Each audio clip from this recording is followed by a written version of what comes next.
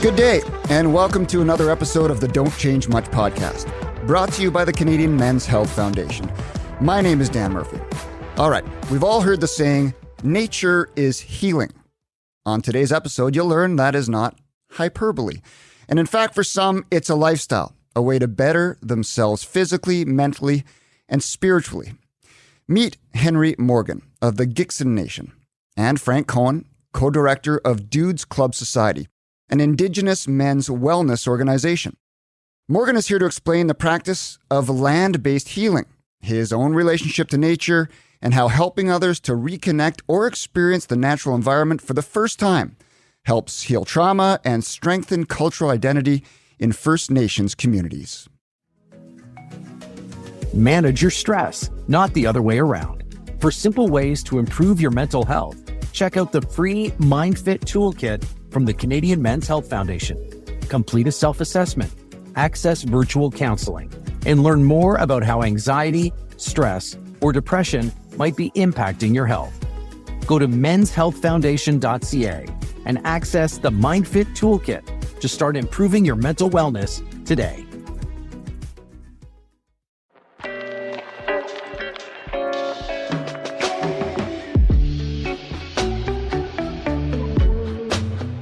Well, this should be a very interesting conversation. Nature's healing power in First Nations culture. And with that said, we'll bring in Henry Morgan and Frank Cohn, and we'll start with Henry.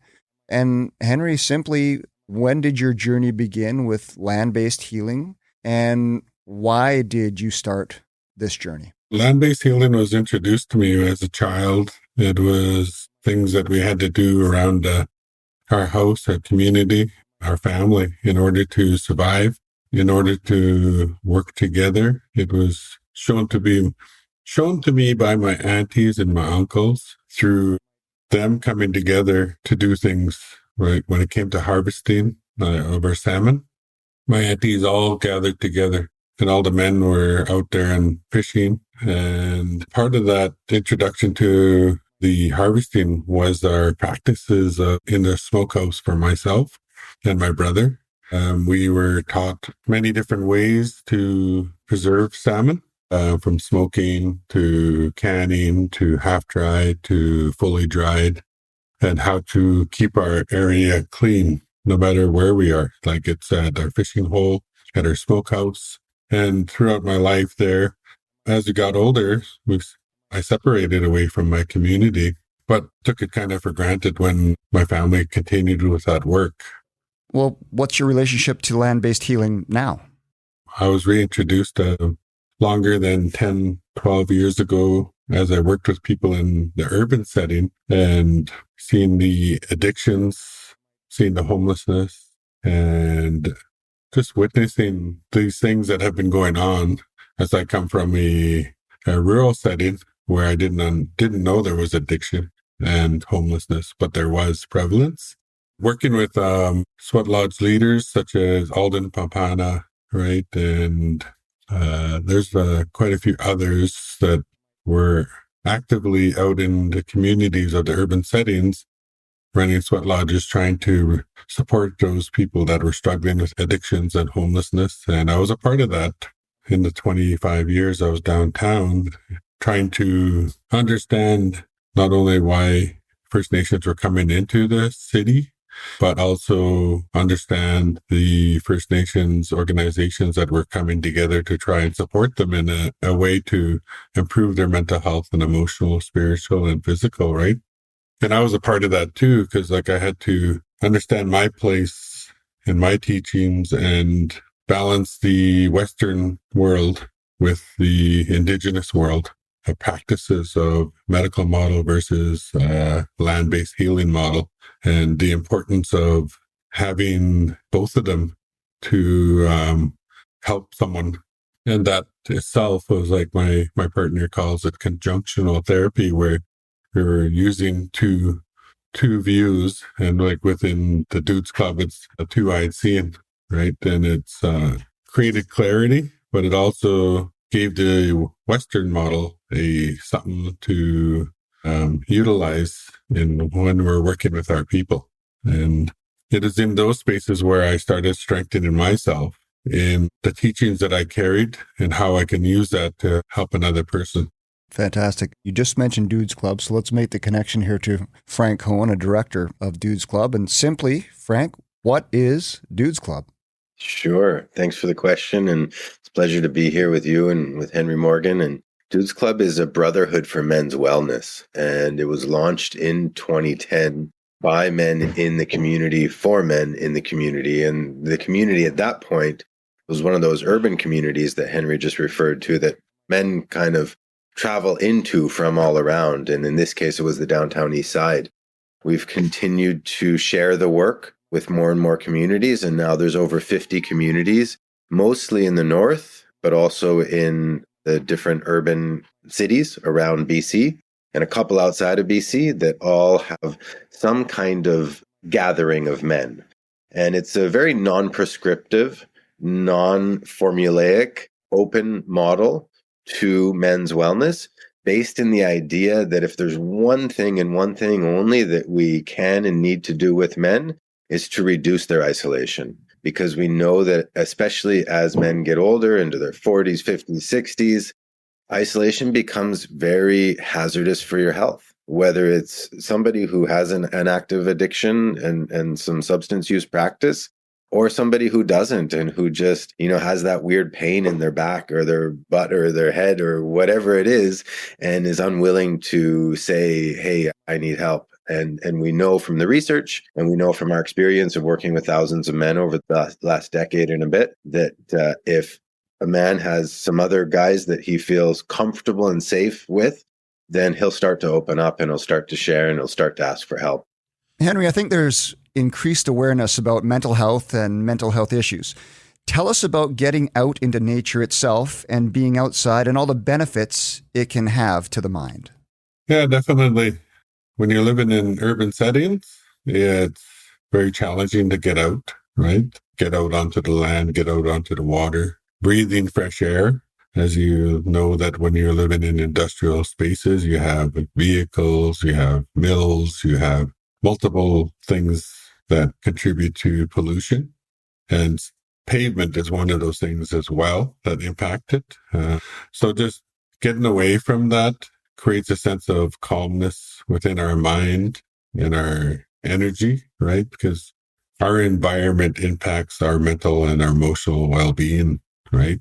So if we're able to get away, that makes the world of a difference. I just ran into a gentleman who attended our last retreat about 3 years ago with the Dudes Club. We went down to Loon Lake, and just by him coming and meeting other men, he's been sober ever since.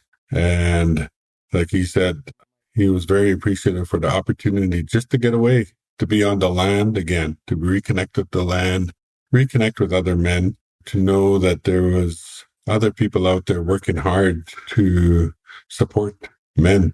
And that was just last week when I ran into him. And there's so many stories like that, just coming together and being as one on the land, that people have changed their lives. Like they stopped the drinking, they stopped the anger. It just changed them. I know you've just completed one of these retreats. Can you just perhaps walk us through what might happen in a retreat over a weekend, what you might try to achieve?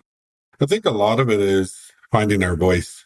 And that's the beautiful thing about the Dudes Club as well, is like it's finding your voice. And culture provides that avenue. So whether we're bringing in drum making, whether we're bringing in facilitation and how to be a leader in your community to work with other men, right? Having a voice and how to work with other elders in your community to strengthen your voice and to know that you're using culture in a good way, not for profit, but just in a good way to help another person, right? It's just a beautiful way of knowing, like, as an Indigenous person growing up and looking at our traditional lines, we have chiefs in my community.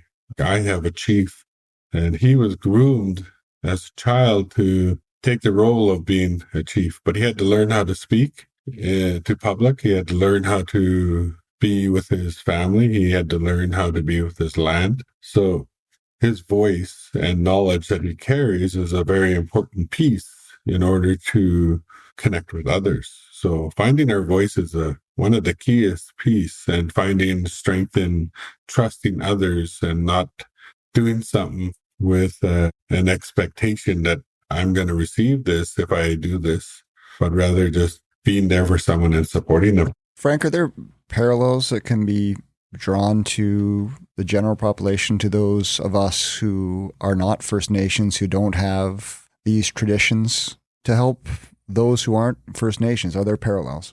Absolutely. I think so. And, in many ways, this is a cultural or a kind of socio-political question, but in many ways, it's a gender-based one. And what we're talking about, not just issues that affect men who are from Indigenous communities, but who affect all of us as men.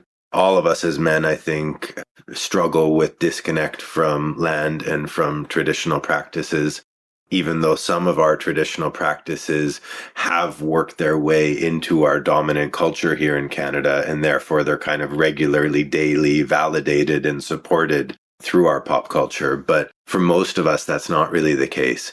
And so reconnecting with that is hugely essential and important. And also as men, we struggle to reach out for support, to make friendships even, especially later in life, to ask for help.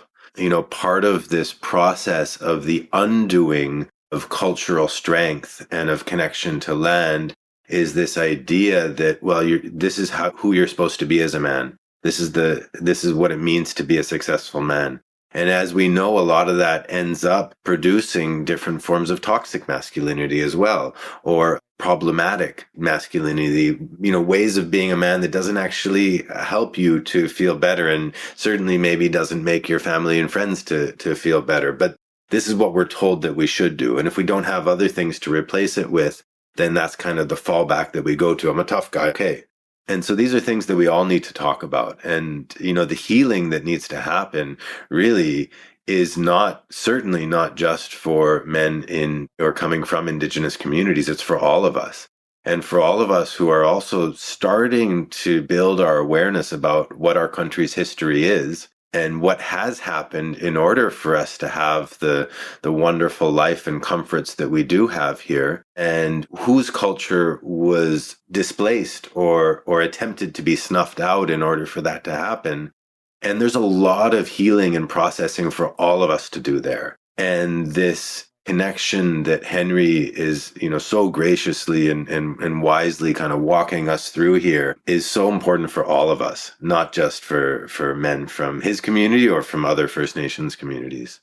Henry, you said you didn't realize there was homelessness, there was addiction until you moved from a rural setting to a more urban setting. And clearly you felt like this land-based healing could help others. Did you need to reconnect to that personally as well before you could move on to help others? Yes, most definitely. I had to understand how the communities in urban settings were utilizing our practices to reintegrate that strength and resilience within the First Nations communities that were struggling with homelessness and addictions, right? And the teachings that were given to me, I had to look at them, be guided by the elders that are around me in the organizations that were using their own teachings as well. So with that approach of being supported by elders, it allowed me to reconnect not only with my culture, but with another nation's culture, and how so similar we are. But that homelessness and addictions was new for me, because growing up in a small community, I just assumed people just went away to work and went to education, right? And it wasn't until, like I said, till I came into the city where I was really introduced to it, and understanding about how residential schools. I was 35 years old when I first heard about residential school, but I was about that same age when I came out of my community, 20 years old, coming out of my community and working with addictions and homelessness. I didn't realize that residential schools was the impact and why we have so much hurt within our people. Why is the relationship to land and nature so important and perhaps so effective in the healing process? Well, the land provides plenty for us. It provides us food, it provides us shelter, it provides us warmth, right? It guides us because if we look after the land, we're looking after ourselves, right? That land-based piece of it. And if we're protecting the land, we are honoring what it provides to us. And we're asking the creator itself to guide us and to feed us, to clothe us, provide shelter for us. It's when we connect to the land, we are actually connecting to our ancestors and our practices before colonization.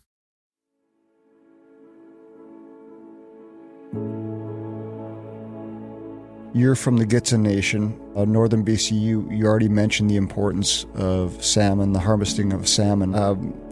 How much do these practices change with different First Nations? The practices change from different First Nations basis on how far up the river they are. Each community has to preserve their salmon a different way, slightly different way in each space. And like if you come from the ocean, the salmon's more greasier, they're more fattier. And as they come up the river, they're more leaner and they're a lot larger. But then as you get further to the end of the river, where the river starts up in the mountains, that's where they start laying their eggs, right? So they're older by the time they get up there. And some communities are right near the end of that, and the meat is a lot softer. So they have to preserve it specific ways only by that time. We know the salmon don't run year-round, so the changing of seasons, do the practices change when you're going into winter, spring, summer? Most definitely. Our season starts in spring. That's when we start picking our soapberries that help us digest the food that we had eaten throughout the winter because we're less active sometimes. And then the first fish comes in up the river, and that's called the ulikans. And then that's early February. Then June, July, the spring salmon start coming up the river. Then the sockeye come in, then the coho, steelhead. So throughout the whole summer, depending on where you are located, your ability to work with salmon is based on that. Then we go into the berry seasons, make sure that we're out there harvesting berries for our families, the teas and our medicines as well, all before fall, before everything starts to rotting, I guess, like the end of their season, the plants, right? And when fall's coming and they're starting to prepare to protect themselves for the winter. So a lot of our harvesting is that we follow the changing of the weather. We know where the moose are on the mountains. We know where the berries are on the mountains. We know where the fish is. We know when the fish are coming. And that's all about the teachings that were given to us. And the biggest thing is like, they don't wait for you to be ready. You have to be ready. And like the salmon don't wait for you. They'll go right by you if you're not ready. The moose will continue their journey. The berries will go away if you're not ready. So a lot of that is taught to us. It's like, you have to be prepared and you have to be on the land. Frank, I mean, obviously, these are all practices that can be done in Kispiox, but these are not things that can be done in the downtown east side. How difficult is it to begin the healing process in an urban environment? Yeah, very challenging. And that's one of the things that we become very aware of in our work is disconnection from the land, disconnection also from culture. We have to keep in mind that not only was the residential school system in place until 1996, which happens to be the year that I graduated high school. And like Henry, I also didn't know anything about those schools when I was growing up here. Disconnection from culture, land, disconnection from language is huge. And disconnection comes along with that from family, from community, and from self, and from your own health and wellness. When you're disconnected from those important kind of pillars and foundations in life, then you also start to disconnect, sometimes caring or sometimes taking care of your health. So super challenging, and not just downtown East Side Vancouver, but Also the inner city or the urban core of Prince George, of Kamloops, of Smithers, Terrace, the list goes on, and then extending beyond BC as well, Calgary, Toronto, throughout our nation, we have a lot of these urban centers where people have come to because of lack of opportunity, because of the whole set of colonial laws and policies that disrupted life. And so it makes it very difficult. So is that something that we are able to do and kind of handle and fix right away in an inner city neighborhood context? No. Are we able to start small? Absolutely. So with the downtown east side guys, for example, they're more likely to be playing bingo or watching hockey than they are to be going out and picking medicine or, following the salmon run. And that's connected to where their wellness is currently. You have to be, as Henry says, if you're not ready, then, the land, the animals, they don't care. They'll walk right by you or over you. And so we look for ways to start small, and we look for ways to bring some medicine in, to invite our individuals in our community who are knowledge keepers or elders or who have some of that cultural or awareness of the land, to bring that in and to share it with the men little by little, and then to organize shorter and smaller trips out. And then every once in a while, so we have some annual retreats that we do, take men from the inner city neighborhoods out onto the land, and those are massively transformative for these guys.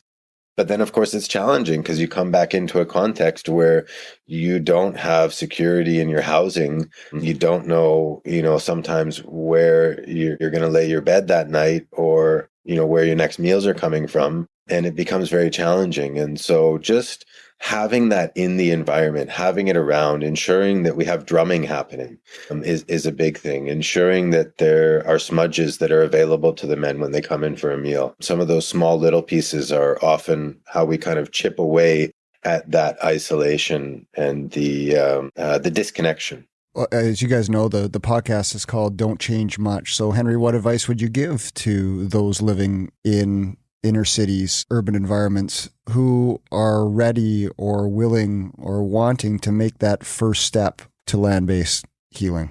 Well, I think with that, it's like a lot of it is just taking little steps, knowing where they are in their life, right, and ensuring that they're being interactive or engaging. It's about having our elders there and just supporting them on that journey. Because when you're struggling with homelessness and addictions, it's all about building trust and relationship. And within the Dudes Club and within my whole life, it's always been about just trust and relationship and just knowing that you're there. Like, I was in many roles within the downtown Prince George community. I was in shelters, I was in harm reduction, I was in needle exchange, I was in clinics, brain injured, many different models where I was able to work with the same population, but also know that building trust and relationship, it was the key piece, and meeting them where they're at and not forcing them to be there, but allowing that openness for them to come in when they feel like it, and also to participate if they want to. You said you began this around 10 years ago. Was there one experience, something that stands out that kind of made you look inward and said, this is the work I need to do, this is kind of my purpose moving forward? Like 10 years ago was my own personal journey. 25 years ago, or about 25 years ago, is when I came to Prince George, where I was introduced to the homelessness and addictions. And that's where I kind of started working with people. It started with the Friendship Center. I started out as a janitor, and I worked in this halfway house for men. And when I started my work there, I didn't really know there was big jails or smaller jails, or what the difference was where the men were coming out of. I knew that when they were coming into the community that they needed support and they needed direction. Just by myself walking into the halfway house, they thought I was another person that was coming out of jail. I had to look at that and just understand what I was dealing with, where I was, right? And how was I supposed to help these people that are coming out, right? These men. And that was just by just being there for them, being able to listen to them and share what I know. How open were these men to listening to you, to trying to reconnect as than you did about 10 years ago? Some were pretty open. A lot of them first were experiencing spirituality or culture in jail, right? They were introduced to it in jail. So some of them had a larger connection than I was. But it all depended on the person, the individual, on where they were at when they were coming out, their intentions. So for me, it was, they were pretty open-minded to sit with me because I was just another person, another male person, native, that was trying to make its way through this world. And the majority of them were all bigger than me. Like I was looking up at these guys. They were 6 feet tall. They were 300 pounds. They were huge men coming out of incarceration. And I felt that my presence there was unimportant, but I didn't realize how important it was for me to be in that space. What about you, Frank? You're not First Nations. Is there an openness, conversations with yourself, to listening to you because of your experience, 20 years in, community development and such? Yeah, yes and no is definitely the answer to that. And in a lot of ways, we kind of support that and feel that's how it should be. I mean, we always start any engagement by recognizing and acknowledging the reasons that guys may have to not trust and to not listen. And we have fun with it. We joke a lot. And humor is a hugely important aspect of the work and of our approach to health and wellness generally. So, needless to say, self-deprecating humor is important within that and not taking it personally as well. For me as a white guy going into communities, first of all, the team that I work with is a lot smarter than me and, is very careful to say, Frank, you can't ever go to a community by yourself. Maybe if Henry will go with you, or maybe if, our elder Sandy Lambert will go with you, or one of our other elders or knowledge keepers, then great. Otherwise, it's based on kind of assumptions and presentations that, well, I know better because I'm from outside of your community, or I know better because I'm a white guy, or I know better because, I have a position of authority. And that's certainly not the approach that we take. Our approach is really the flip of that the guys who are in community know best about what they need and, what their challenges are. So we're really here as supporters, facilitators, providing tools, coaching, mentoring. And so that work is always done hand in hand with people from community. And again, with the knowledge keepers and elders and, people who are cultural people from all around, all different nations. And that is done together in concert. So yeah, there's often a lot of pushback. And that's something that we, again, acknowledge and accept and in fact, welcome.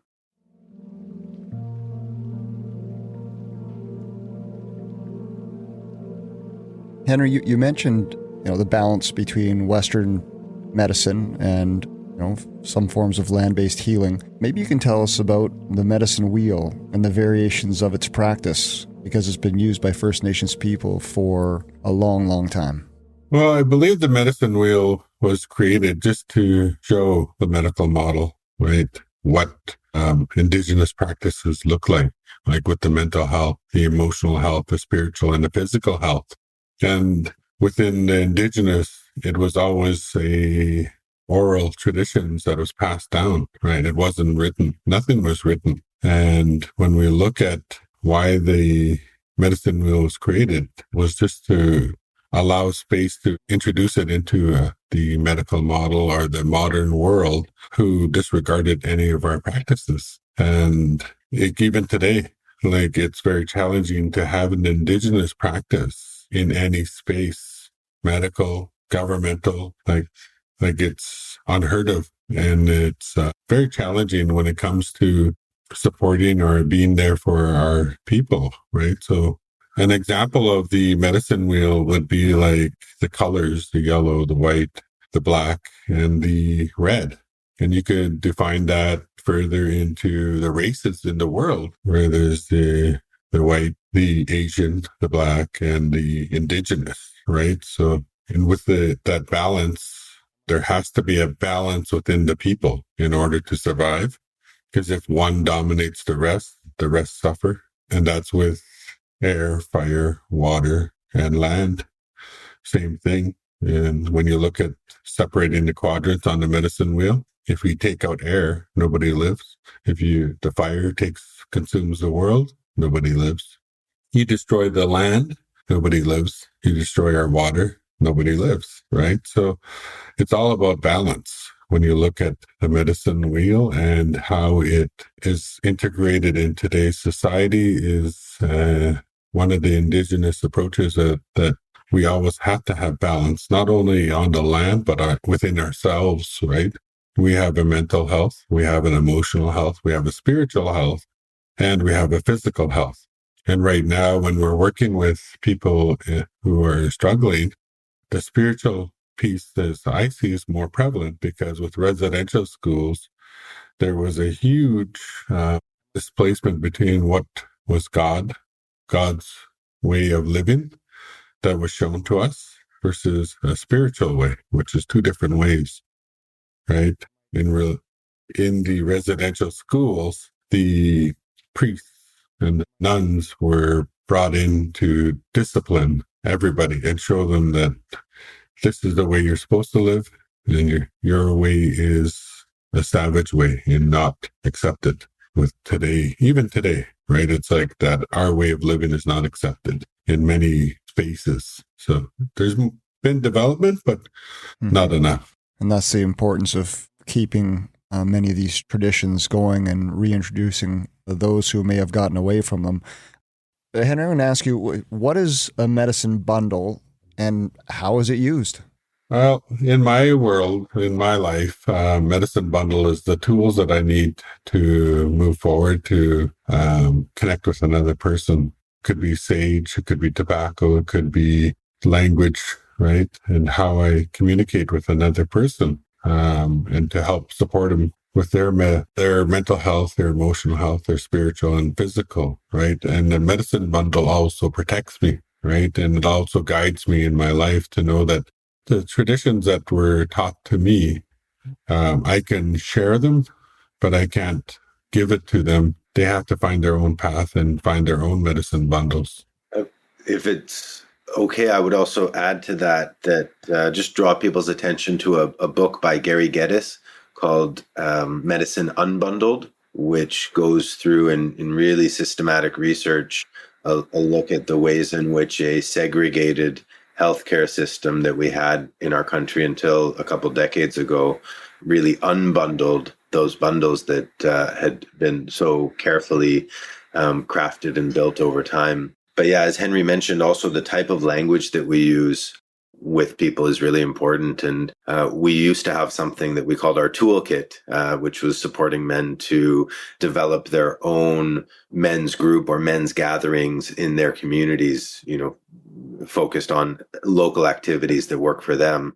And we changed the name of it to call it now the Knowledge Bundle, to be more reflective and appropriate. So it's really designed for the individual. It changes from person to person. Yeah, most definitely. It is. It's how the person connects to it. It's how about knowing what medicines were introduced to them through their whole lives. And they all have had experienced it. Like when we look at the population that we're working with, they're all about 40s, 50s, and 60s and up. So they all have grown up on the land. They have all grown up on the trap lines. They've grown up being taught by their grandparents, right? Because sometimes our grandparents had to raise us, right? And when you're taught by your grandparents, you're going back 100 years, right? Those teachings are 100 years from there. So, and my grandparents lived till they were 100, right? So, and then my dad's turning 80 now. So when you look, that's quite and I'm 50. So that's 200 years easily there of knowledge that's shared within that time frame, 200 or 300 years, right? So it's amazing how that medicine bundle that we carry, that knowledge, is passed down to generation. And each of us, where we're at what age we are, when we start really understanding the importance of it. There's also just that quick piece on Two-Spirited as well. Like, I don't want to forget them. They have an important space within us as an Indigenous. So I really want to acknowledge them. And as they are in that strengthening place as well, since colonization, they were placed aside because of being two-spirited and disacknowledged for their importance in our community and in as a part of our medicine bundle. Knowing the strength that they carry is a very important strength in our community. And now that they're coming back a lot stronger, it's a lot safer for them to be present within amongst us. Like they were always amongst us, but now they're starting to feel safer.